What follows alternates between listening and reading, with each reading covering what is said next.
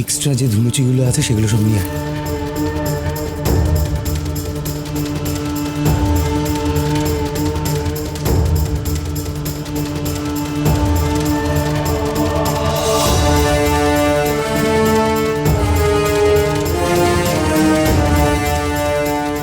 রাত বারুক,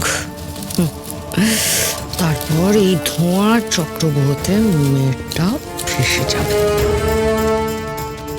এই ফুল্লরা শোন, তুই জানিস তো কোন কোন জায়গায় ধোঁয়াটা দিতে হবে? আরে ও নিয়ে তুমি চিন্তা করো না বৌদি, ও সব কাজ ছাড়া আছে। ফুলরা যা, তুই যা, গিয়ে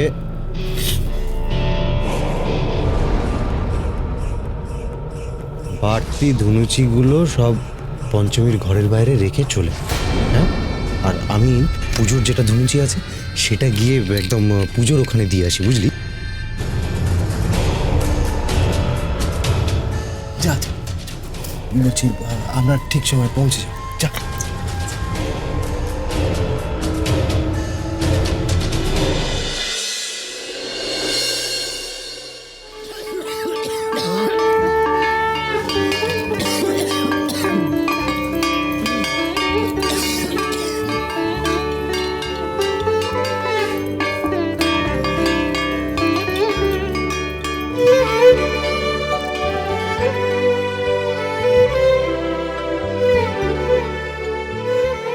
এই দাদা, এবার কিন্তু আমাদের বেরিয়ে যেতে হবে, তাহলে যাতে কেউ দেখতে না পারে আমাদের।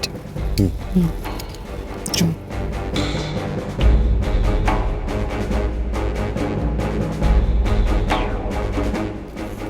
এই এই এই এই কিঞ্জল, এ বাবা তুমি কোথায় যাচ্ছ? বসো বসো, ওইখানে বসো। পুজো ছেড়ে কোথায় যাচ্ছ? পুজো তো এখন চলবে, আমি একবার গিয়ে খোঁজ নিয়ে আসি পঞ্চমী কেমন আছেন। হ্যাঁ কিঞ্জল, তোকে বলেছি না পুজো ছেড়ে এরকম যেতে পারবি না তুই। বস ওখানে, বস বলছি। দেখেছো জেঠিমণি কি বলছে, শুনতে পাচ্ছ না? যাও গিয়ে বসো বসো। আচ্ছা অদ্রিজা এরকম বাড়াবাড়ি করছো কেন? মানে এভাবে আমাকে আটকানোর মানেটা কি? বাড়াবাড়ি নয় কিঞ্জল, পুজো থেকে উঠে যাওয়া মানে পুজোয় বিঘ্ন ঘটানো। যদি আমি এখন অসুস্থ হয়ে পড়ি তাহলেও কি পুজো থেকে উঠতে পারবো না? ভালো ষাট, এরকম কথা কি বলছিস তুই ঠাকুরের সামনে? বলতে নেই বাবা, বস, চুপ করে বস তো। মম এত বাড়াবাড়ি করছো কেন? আমি জাস্ট এমনি বললাম যে যদি আমি অসুস্থ হয়ে পড়ি তাতেই এত বিচলিত হচ্ছে। আর একটা মানুষ আমাদের বাড়িতে সত্যি করে অসুস্থ হয়ে পড়ে আছে, তাতে আমার কোনো যায় আসে না। আচ্ছা মম, তুমি আর ঠাম্মি তো আমায় বলতে যে একটা অসুস্থ মানুষের সেবা করা নাকি ঈশ্বর সেবার সমান। তাহলে পঞ্চমীকে দেখতে যাওয়াতে তোমার এত অসুবিধা হচ্ছে কেন? আচ্ছা দাদু ভাই এত করে যখন চাইছে তখন যাক না, পঞ্চমীকে দেখে আসুক। মা কি বলছেন? আজ কিঞ্জল পঞ্চমীর সামনে যাবে? আজ তোদের কাল রাত্রি। আরে বাবা, বাড়ির সবাই না মানলেও আমি আর আপনি তো মেনে নিয়েছি পঞ্চমীকে কিঞ্জলের বউ হিসেবে। আজ কোনোভাবে কিঞ্জলকে যেতে দেবে না। না না, কাল রাত্রে বর বউয়ের মুখ দেখলে অমঙ্গল হবে। দাদু ভাই পুজো ছেড়ে যেও না, তুমি বসো। আচ্ছা ঠাম্মি, তুমি এক্ষুনি বলে যেতে পারি আমি, এখন বলছো না? দাদু ভাই, মা বাবা আমি যখন বারণ করছি তখন যেও না, গুরুজনদের কথা শুনতে হয়। পুজোটা শেষ হোক ভোরবেলা, তখন যেও। এখন বসো। পঞ্চমীর জন্যে তোমার সাথে আমিও প্রার্থনা করব। বসো দাদু ভাই। আমি সবই বুঝতে পারছি, কিন্তু আমি একবার চাই ওনাকে দেখে আসতে, যদি কিছু দরকার পড়ে। না না, কিঞ্জলকে যেভাবে হোক আটকাতেই হবে। পঞ্চমীর ঘরের বাইরে অতগুলো ধুনুচি রাখা দেখলেই তো কিঞ্জল প্রশ্ন করবে।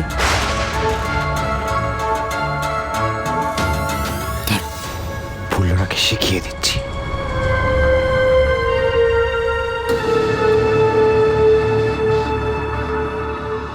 শোন, শালাবাবুকে কি বলবে সেটা আমি শিখিয়ে দিচ্ছি।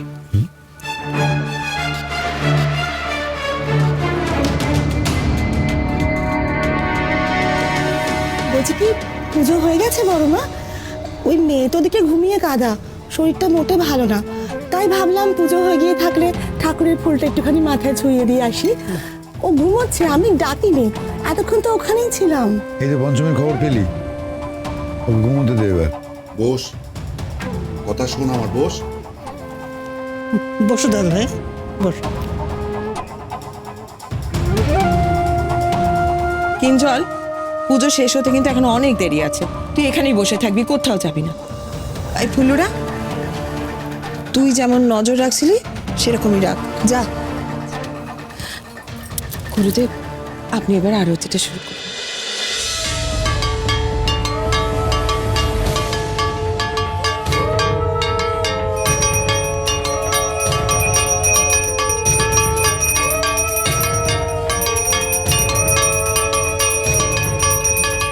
দাদা চল, আর সময় নষ্ট করা যাবে না।